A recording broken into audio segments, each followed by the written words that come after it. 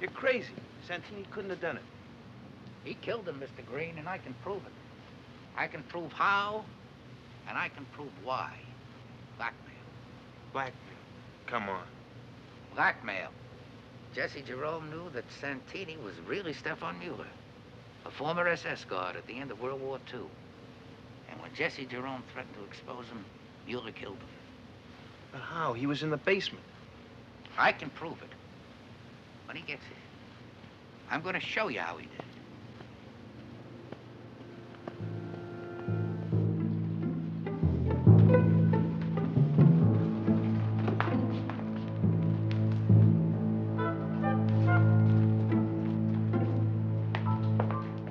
There's no sense running, sir. There's no place to run to.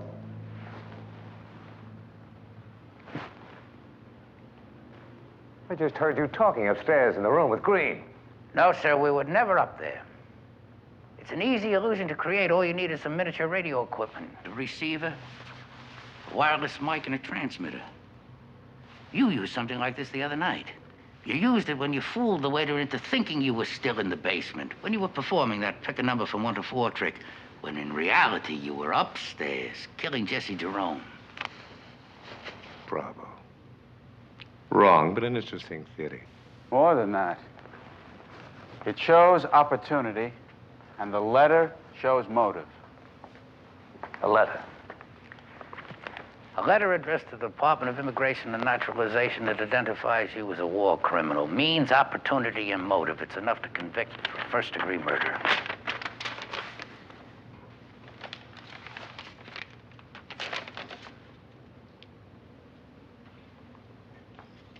It's impossible. It's a trick, not a very good one. A trick? No. That's the letter. Oh, no, Lieutenant.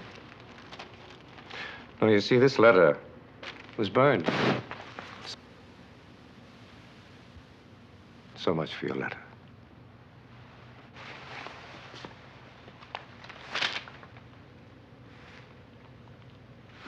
There's the letter. I hope you were watching carefully. That's my best trick. Of course, I don't have your style, but I get pretty good results.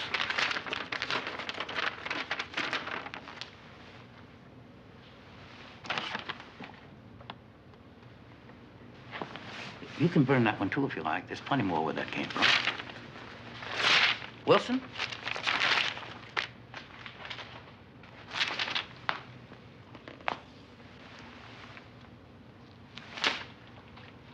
You made one mistake. You did not look closely enough at that typewriter. If you had, you would have seen that it used a plastic carbon ribbon. Disposable carbon ribbon, sir. The kind you don't reuse. And when the key strikes the ribbon, it punches out a letter that is clearly visible on the used ribbon. You can see it.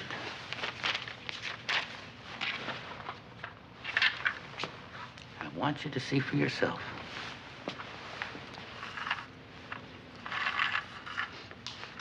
If you look carefully at this section of the ribbon, you will see that it says, "Now is the time for all good men to come to the aid of the party." I typed that. Sergeant Wilson typed that. But Jesse Jerome typed something else. And if we unwind the entire used section of the ribbon, we see what Mr. Jerome typed.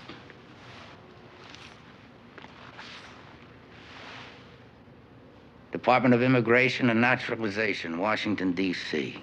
Enclosed, find a letter which proves that Santini is in reality an ex-Nazi named Stefan Mueller. I don't think there's any need for me to go any further, is there, sir? No. Means, opportunity, motive. And I thought I'd perform the perfect murder. Perfect murder, sir. Oh, I'm sorry. There is no such thing as a perfect murder. That's just an illusion.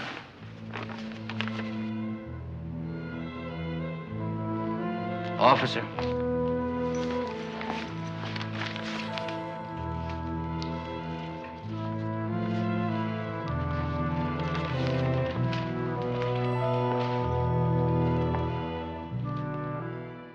I'm going to be very honest with you, Miss McCrae.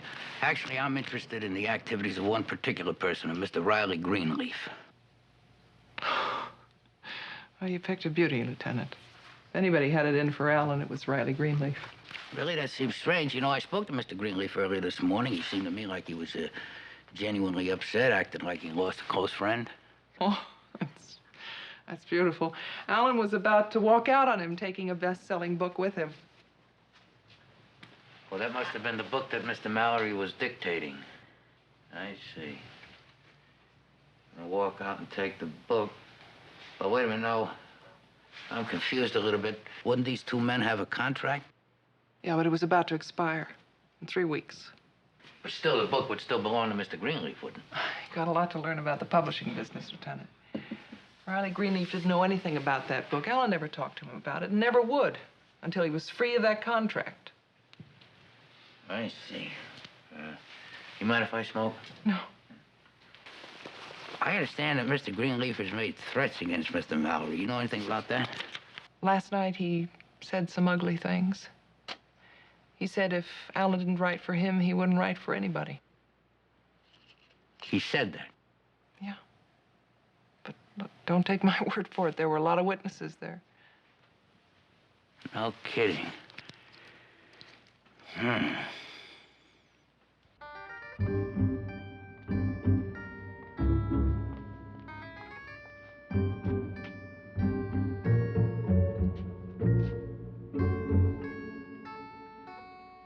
course, the fact they questioned you in a state of fatigue opens the doors for serious consideration of involuntary self-incrimination.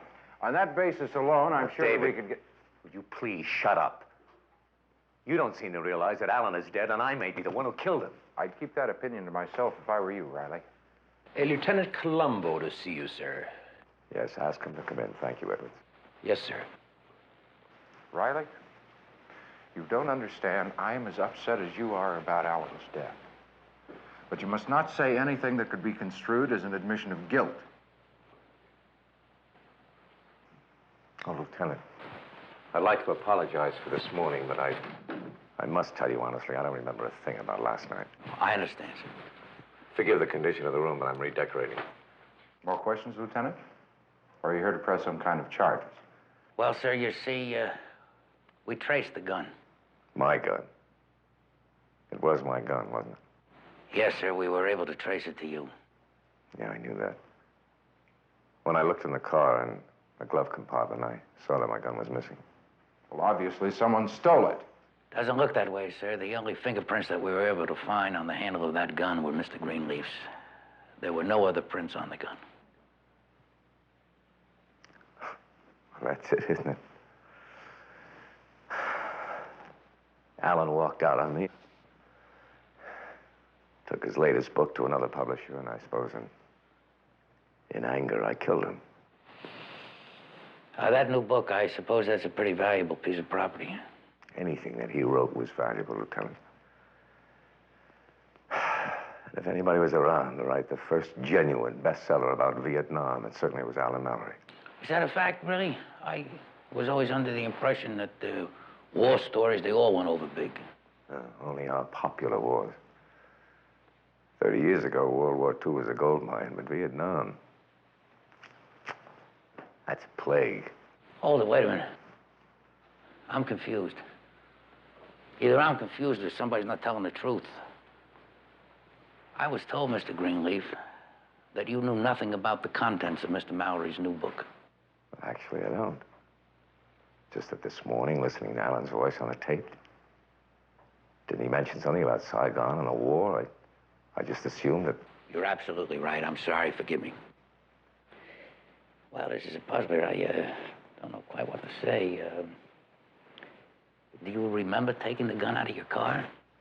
No, but Riley, I warn you not to say anything else. David, would you please I'm not going stay to out of stand this? by and watch you talk yourself into a murder charge. David, you will do exactly as I asked you to do, and I pay you very handsomely just for that privilege, so please stay out of it.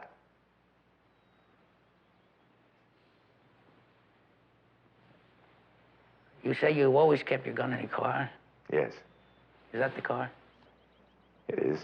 May I take a look? Of course, if you like.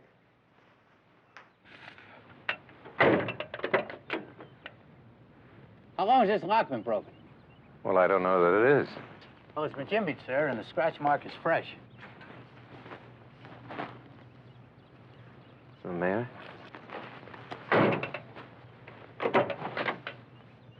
Well, you're absolutely right, Lieutenant. Oh, I see what you're driving at. You mean that someone could have broken into the car, and that's how the gun was stolen? It's possible. The key. Sir? Key to Alan's office. I kept an extra one here in the glove compartment along with the gun. No, it's gone, too. Mr. Greenleaf? Yes? The telephone, sir. It's Mr. Trumbull. He says it's quite important. David, would you take the call? I'm in no mood to discuss insurance, please. I'll have him call back later. Oh, no, wait. You better find out what he wants.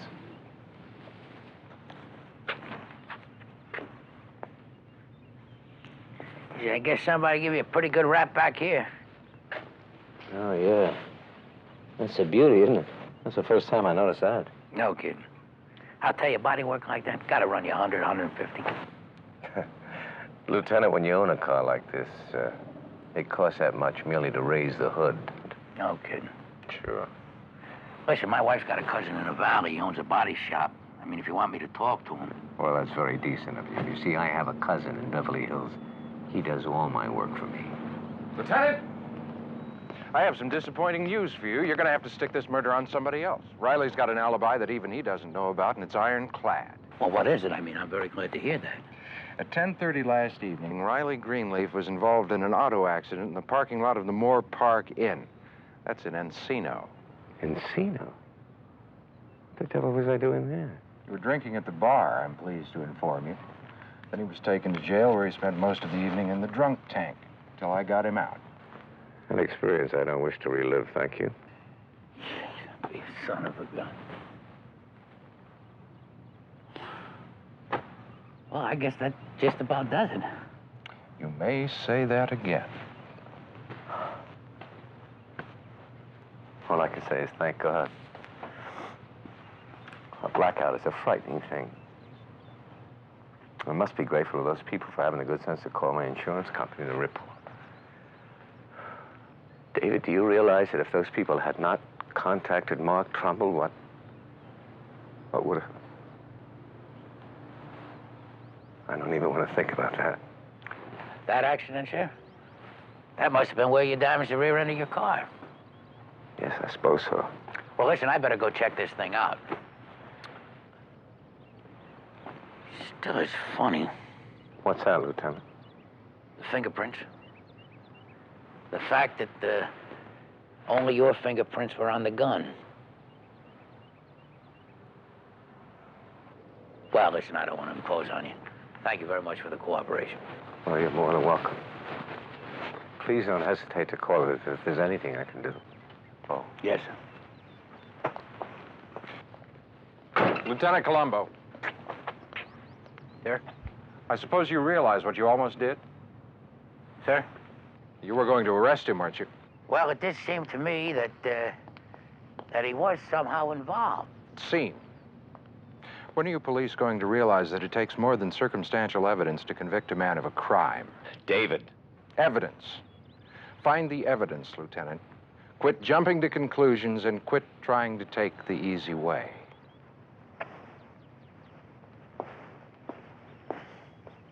Oh, Mr. Chase, one thing. About that accident, do you happen to know who else was involved? It's a couple from El Monte, Mr. and Mrs. Morgan. Why? Well, you see, I didn't know, I just wasn't sure whether it was just one person in the other car or whether there was more than one. And no, I was just telling your attorney that I wasn't sure whether there was just one person in the other car or whether there was more than one. And when you said that you were relieved that those people, more than one, when you were relieved that those people called your insurance man, I thought maybe the blackout was starting to clear up and you were beginning to remember what happened. Perhaps he is. Subconsciously. That's probably it. His subconscious.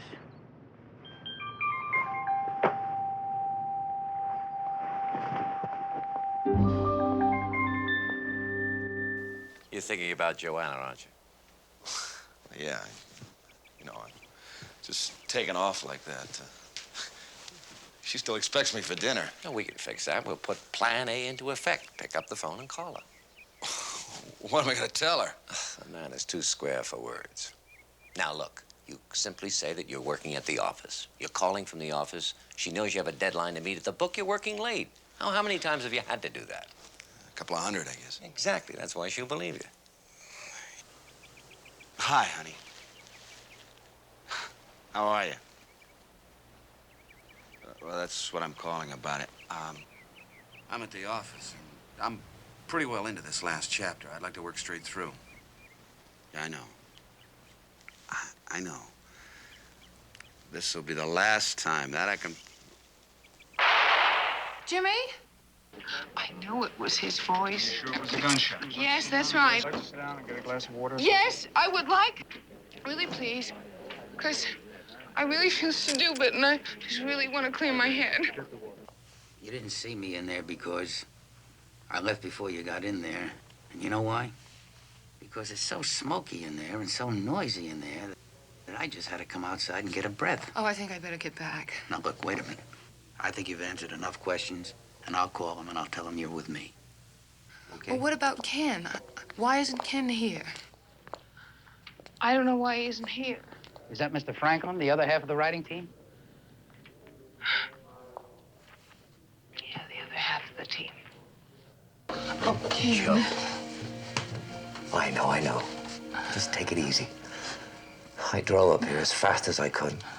Is there anything new? No, not yet. Joe, it's incredible. I just saw him this morning at the office.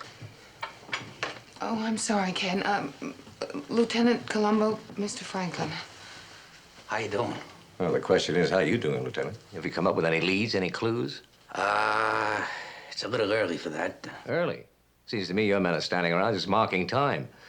See, if Mrs. Melville were on this case, oh, she'd be leaps and bounds ahead of you by now. Is that the lady in the books? That's right. You see, she would have figured it out that this is not just someone missing. This is a professional killing. Look at that. Musto, Delgado, Hathaway, Westlake. Sound familiar? Yeah, kinda. Well, they should. That's a list of some of the top men in organized crime on the West Coast. L.A., Vegas, Frisco. I don't understand. You see, Jim was researching a complete and factual expose of all West Coast organized crime. I mean, he was going around asking some pretty embarrassing questions, probing, compiling dossiers. That's why they searched this office. Apparently, they got everything but that list. And you think one of these fellas put out a contract on him? They knew they couldn't buy him off, so what did they do? They chose the usual alternative. Professional killing, huh? But if that's true, why did they get rid of the body? Well, who knows? But remember one thing, without a corpus delicti, you can't prove a murder was committed in the first place. But why would a professional killer care? I mean, he's already on a plane back from where he came. Now, this thing is folded lengthwise like someone was carrying it in their pocket. So? Well, if he typed that on that typewriter, and I'll run a check on that, why would he fold it up before he put it in that drawer? When Mrs. Ferris called you and told you her husband got shot, you jumped in a car and drove right back to L.A., is that right? That's right. You know, me, I'd have taken a plane. I mean, it's a big airport, and they run every half hour. It'd have been a lot faster. Well, that's true, but in a situation like that, who thinks clearly? And look at it this way. You add up all the time it takes to drive to and from an airport, how much time do you really save? You know, there's one thing about writers that I don't understand. Maybe you can help me clear it up. If a fella's partner dies, does he own the other fella's half of the books, half of the, Royalties? Yeah. No.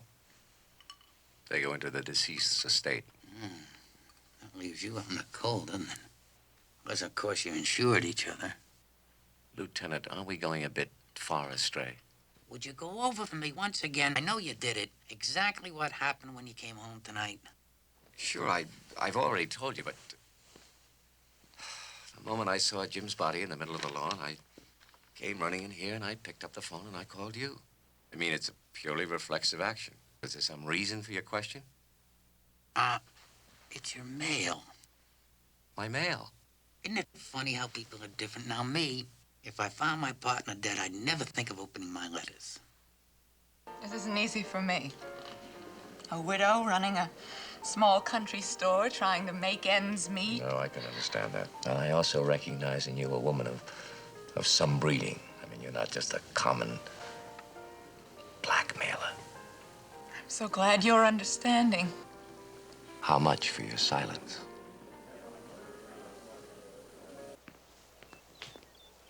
Well, Mr. Franklin? Yeah. Do you have a minute? Is it important? Well, it could be. You see, I was checking the phone company records in San Diego. On the day of the murder, there was a record of a call from the cabin. It was a call to the Ferris house in Los Angeles. I see. And now you're wondering whether I can explain that, is that right? Oh, I'm sure you can. Oh, you're right, I can. But you see, you would have saved both you and me a great deal of trouble if you'd checked with Joanna Ferris first. She would have explained to you that I'd spoken to her from my cabin, telling her that Jim and I had patched up our differences. But I'm afraid I'm getting a little tipsy. What's wrong with that?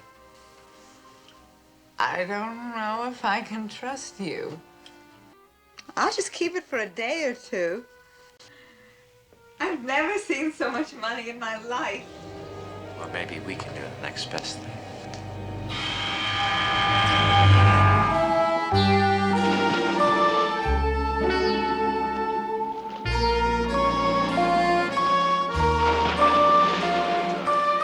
Except for that bottleneck down the road, what was that all about? Oh, there was a drowning. Or what was it, a fisherman? Well, I heard someone say it was a local woman. A Miss Lasanka or something? Something like that, yeah. Yeah. Did you know her? Not really, no. I was just wondering because when I was in the kitchen before, I noticed a grocery box with her name on it. I occasionally buy supplies there, sure, like anyone else who lives around here. I think she was the one that drowned. Well, if it was her, I'd be very sorry. She was always very friendly. Yeah, that's a shame. Oh, you did know her? Lieutenant, I know a lot of people without really knowing them. So you don't think I'm going to be able to find a cabin to rent, huh? Best bet is to go down and check with some of the local real estate people. Uh-huh. Because I think it'd be fun to be neighbors for a couple of weeks. Huh? Yeah. Say, what kind of nightlife do you have around here? Nightlife? None. No partying? Just sleep and crickets. Yeah, I was just wondering because, you know, I didn't want to barge in on you today unannounced. Well, I'll follow you. No, last night I called to tell you that I was coming, but there was no one at home. Didn't she have a bruise on her head? How did you know that, Ben? Oh, come on, Sergeant. Doc Webster told us. All right, so there was a bruise. Probably a result of the boat capsizing and rendering her unconscious. Any indication the lady was under the influence? I can't ascertain that until we see an autopsy report. The doctor's working on that right now. Sounds like drinking to me. Could she swim? How in the world would I know a thing like that? I wasn't married to the lady. Any living relatives? I don't think so. Somebody said she was a widow. What about the rowboat? Rowboat? What about it? Well, who did it belong to? Where'd it come from? Belonged to the deceased. I've got witnesses. This is all conjecture, gentlemen. I mean, there's no way of telling. Maybe she did. Who knows? It's also possible that she had a heart seizure or she got dizzy. And you think it was an accident? I certainly don't think it was foul play. You gonna be in your office this afternoon? Absolutely. How long was she in the water, Sergeant? Oh, I don't know. We'll wait till we get the report. We're starting to cover the same old ground here, gentlemen. Now, why don't you meet me in my office an hour from now? Well, we got some more questions here. I'd like to... I'll answer them all then. I'll have the reports, and I'll be able to give you a lot more information. Okay, Sarge, thank you. To my Lily, love always, Ken. I still don't know what this means. It means that he knew her. It means that he knew her not casually the way he said. It means that he knew her reasonably well. You know what I thought?